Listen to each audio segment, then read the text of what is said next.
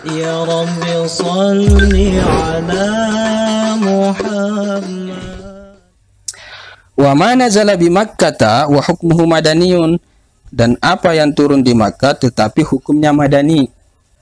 Ayat ini turun di Makkah tetapi hukumnya madani, artinya setelah Rasul Shallallahu Alaihi Wasallam hijrah, atas dasar pendapat. Jadi perkataan ini tentunya atas dasar pendapat yang mengatakan bahwa ayat Makkiyah itu adalah ayat yang turun sebelum Rasul Shallallahu Alaihi Wasallam hijrah, dan madaniyah adalah yang setelah Rasul Shallallahu Alaihi Wasallam hijrah. Jadi mana nazala bi Makkah wa hukmuhu madaniyun, apa yang turun di Makkah tetapi hukum ayat yang turun di Makkah itu madaniyah, artinya Rasul Shallallahu Alaihi Wasallam sudah hijrah kemudian turun ayat itu di Makkah. Oke, memang tempatnya Makkah tetapi dia masuk dalam kategori ayat-ayat madaniyah. Saya rasa jelas ya.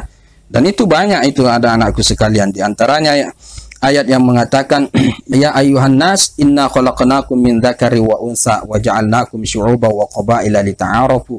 Wahai orang-orang, wahai sekalian orang-orang, sesungguhnya kami menciptakan kalian dalam keadaan berbangsa-bangsa dan bersuku-suku agar supaya kalian saling mengenal antara satu dengan yang lain.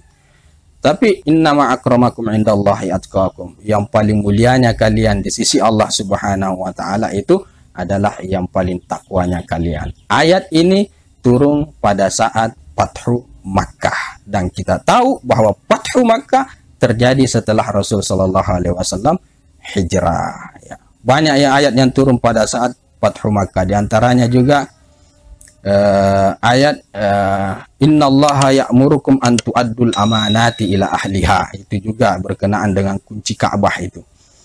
Begitu juga ayat al-yauma akmaltu lakum dinakum wa atmamtu alaikum ni'mati wa raditu lakumul islam madina. Ayat ini masyhur turun ketika Rasul Shallallahu Alaihi Wasallam sedang wukuf di Arafah pada saat itu, di atas tunggangan ontanya, yang membuat kemudian ontanya itu bersimpuh ketika ayat ini turun.